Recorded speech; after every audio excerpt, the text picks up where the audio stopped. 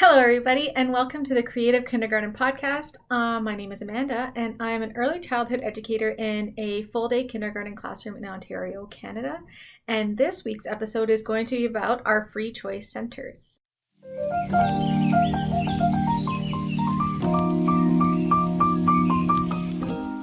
The first thing I wanted to talk to you guys about is why did we decide to do free choice centers?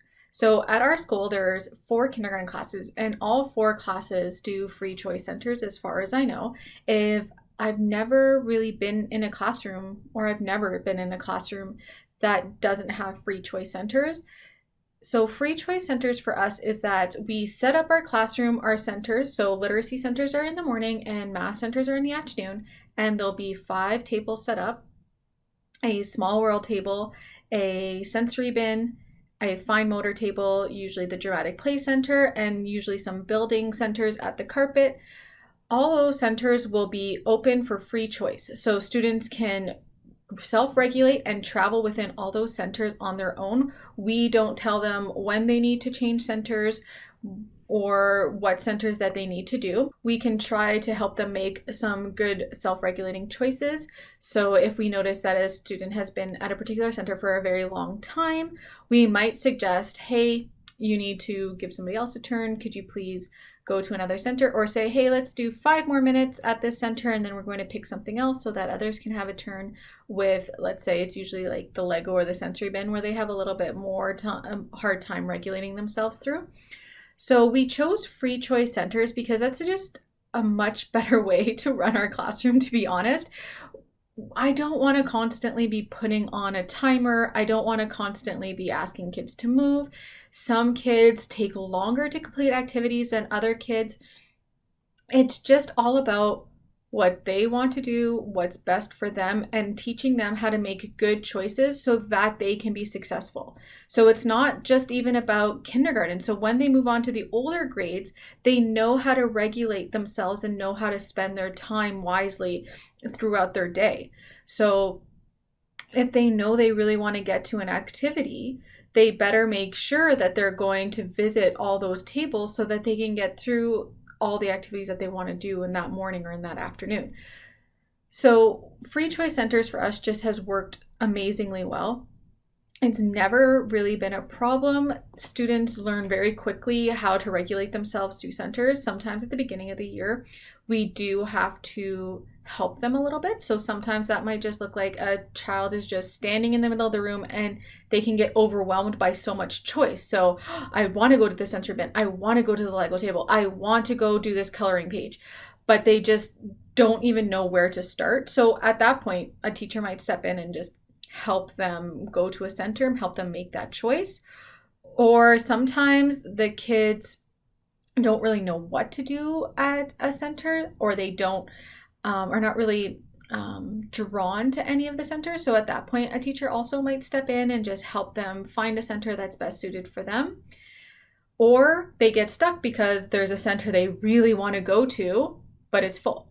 So they don't really know how to approach that situation, especially at the beginning of the year, where they don't have those social skills to go up to the table and ask for a spot. So a teacher might step in at that point and say, hey, we can use our words and ask one of the students, when you're done, can you please let me know? I would really like a turn. So having free choice centers really enables all these students to build up some great skills that they're going to use throughout their school year. It helps them self-regulate. It helps them learn social skills that they're going to need throughout their school career. So free choice centers is really just about letting students build on their own capacities and their own abilities within the classroom. The next part of this is, how do we set up free choice centers? We want our students to be successful and we want them to be able to move to each of the centers on their own without needing a teacher's support. So how do we do that in our classroom? Well, we make sure that all the materials are either available to them at the table or they know where to get the materials that they need. So if they need scissors to complete a center, we make sure they have scissors. If they need glue sticks, we make sure they have glue sticks, but they also know that if they run out of a glue stick or there's not enough scissors available to them, they also know where to go get those materials. So we make sure that our classroom is open for them to really find what they need. So I talked about this, I think, in my first episode, how we set up our kindergarten classroom. And it's really, the classroom is set up for them, so that they feel comfortable getting the tools that they need to be successful. So as I spoke about just a little bit earlier, in the morning we set up literacy centers, and in the afternoon we have our math center. So how we set up our room is that there's 5 big flower tables that students can go to. Each of those tables will have independent centers, or it might have a guided table. So we set up so that there's 6 chairs. One of those chairs will be a teacher, and then there can be 5 students working at a table. So if you have a guided group that you need to get to, but you can do it within a bigger guided group, you can do it at one of the tables. Most of the time when I do my writing centers, I do it at one of those big flower tables, and there's enough room for me to sit and work with 5 students on guided writing. So one of the tables can be a guided center, but you want to make sure, if you have a guided center, that all your other centers are independent tasks that students can complete on their own.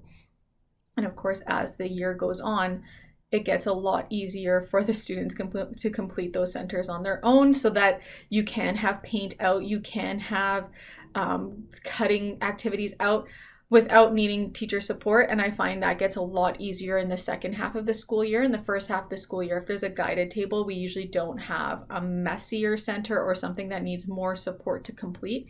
We'll just leave some really great independent centers out for students to get through. So that's our 5 tables. We'll have, for in the literacy centers, we'll have writing, we'll have letters, phonics centers. We can even have iPads out at a table, make a reading center with Epic Books is a great app for that kind of thing. But we also have some other centers that students can self-regulate to throughout the classroom. So we have a dramatic play center that's a house corner, and we can change it up throughout the year. It's been a flower store. We've also had at Christmas time, you can do Mrs. Claus's kitchen. You can do a lot of different things in the dramatic play center. We usually take guidance from our students as to what they would like in there, so we follow their interests. And so if we see that there is something that they're really interested in doing, we try to set up our dramatic play center to match. At the carpet, we will also put out a lot of bigger activities like blocks, or we can put out some of the STEM robots that we use, like the Dash and Daughter, the Sphero, can go at the carpet. So anything that needs a bigger space for students to be able to collaborate together will usually go at the carpet. We also have a sensory bin. We actually have 2. We have one that usually just has sand in all the time. It's really hard to clean sand in and out of a sensory box. So we keep that one with just sand in it. And then we have a sensory bin that we change out weekly. So we'll put a different filler and a different activity in it every week. And students can go visit that anytime they want. And we do change out weekly because they don't usually stay engaged with it for much longer than a week. And then because after that, their interest in it kind of just wanes, and so we make sure we change it out. But if there is an activity that they really like in a sensory bin, we might put it back in later in the school year and they can go back to it again. So for example, this past year, marble run in water was a huge hit in our sensory bin. They just loved building marble run in the water and watching the water fall through all the pipes. So we put that out a couple times this past year, and that just makes it really easy for us to plan when we have a few that we know they really like, that we can just put back into the sensory bin at a later time. And then we also have a fine motor center. I think I'm going to be able to do a whole podcast just on fine motor activities just themselves, because I am a huge fan of just having a fine motor skill activity out every week for students to visit. We have a standing table that we use just for fine motor activities, and that one we also change out weekly. It has made a huge improvement to our fine motor skills in our classroom. Students' pencil grips, their scissor skills, their threading abilities, everything has been dramatically improved this past year by having a dedicated fine motor station. If you do not have fine motor activities in your classroom, I would try to find a space for a dedicated fine motor space, because I find that space has made an actual huge difference for our students. And it was so dramatic this past year that it really made me feel like that is like one of those centers that each kindergarten classroom should have, is a dedicated space just for fine motor activities. And then along the back of our classroom, we have a ledge that is kind of just there. So we changed it into also another place that students can visit for an activity. It usually has we call it a small world center, but really you can call it anything you want. We put small world activities like farm we can set up there. We've set up STEM activities there before. Usually it relates back to what their interests are. So if they're really interested in space, we've done space activities there. But it's just another space where they can go to collaborate and play together that we change out weekly. So there's 3 centers that we keep changing out weekly. It's our sensory bin, our fine motor station, and our small world play station. Those 3 we change out weekly. Our dramatic play center is just changed along the lines of what their kids are interested in. But the 5 tables, so the literacy centers in the morning and the 5 math centers in the afternoon, can be changed daily. If there's an activity that the students are not done with, then we might put it out again the next day. But we usually have 5 different activities every day. We just find that decreases the amount of behaviors we see in the classroom because the kids are not getting bored of the materials and activities that are set out for them. They are something new every day for them to try, and it just keeps them busy and it keeps them from getting bored and maybe making poor choices within the classroom. I'm not saying that we come up with 5 new activities every day. So we have a set of activities that we can rotate through that are already ready and prepared, and we put those out throughout the week. So things like construction, alphabet construction is a great one to have. We have Jenga blocks that I wrote sight words on that they might use. Whiteboards are always a hit with our students. Chalkboards are always a hit. Different activities that we can do that are play-based that we can switch out really easily without having to come up with new activities every day. But we do rotate them so that they don't get bored of the same activities. So that is how we set up our centers every day. We set them up so that students come in, they are ready to be successful. Everything is there for them. And we make sure we change them so that they don't get bored and we don't start seeing those behaviors from our students that might need to be stimulated a bit more every day to make sure that we're keeping their attention and making sure they're excited to come in and see what's new in the classroom. And so a lot of the questions that I get asked about our free choice centers when people hear about this, because if they haven't seen it done, I don't think you would know exactly how well it works. So I get a lot of questions of, well, what if the kids aren't doing what they're supposed to? Well, we just redirect them. So if a child is not picking a table or picking an appropriate space to play in and they're just wandering around the classroom, that's why we're there. We're there to redirect them and find them a space that they're going to be successful in. So redirection is a great way. Even just a quick reminder of, hey, you need to find a center. It works most of the time. Let's say my little friend Luke, you need to go to a table, or Luke, you need to find a space to be working at. Those are just little reminders that are usually just easy to throw out, even if you're at a guided table, because you can see what's going on in your classroom. If you see a child is just wandering, a quick verbal redirection usually works. Very rarely do I need to actually physically get up and help a child go to a table or a center. Most of the time, especially after the first week of school, they're just doing it on their own and they are excited to see what's out at the tables. They're excited to know what's going on.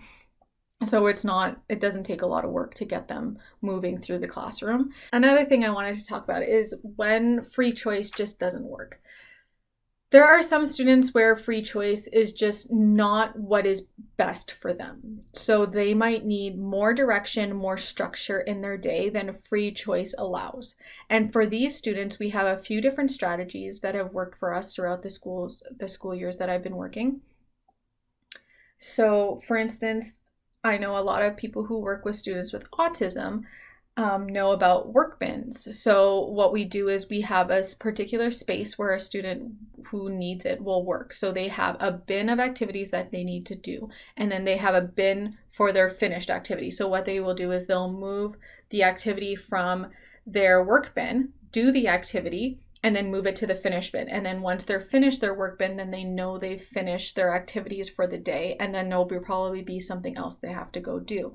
So work bins are a great way for students to be successful who are not being successful with free choice centers. Another thing we do is schedules. So a student who might have a work bin might also have a schedule, or if a schedule that works by itself without needing the work bins, we can also do that. So we usually have, okay, free choice centers doesn't work for this child, so let's make sure they go visit the green table, the blue table, then the purple table, and that way they have 3 centers they have to go to, and they're not making those choices, but they're more successful if we make those choices for them. So for a few students that has worked for us throughout the year, a lot of the times it can even just be a verbal redirection. So first you can go to the purple table, then you can go back to the sensory bin. Or if you do the blue table, you can go to the iPad.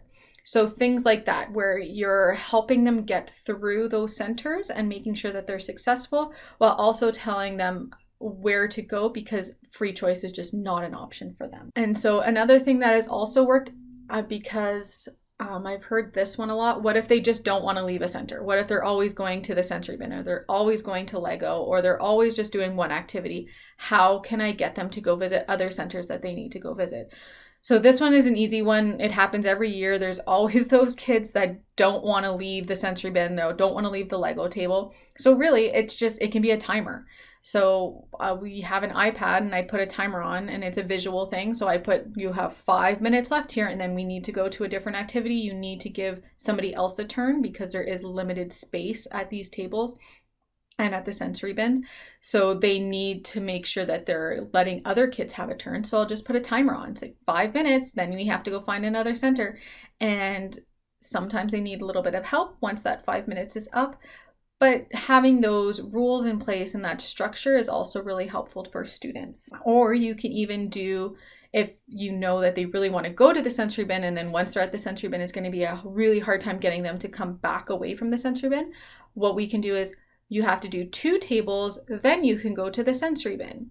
So giving them some visual or verbal reminders of the expectations of the classrooms really helps some of these students make it through the day with the free choice centers.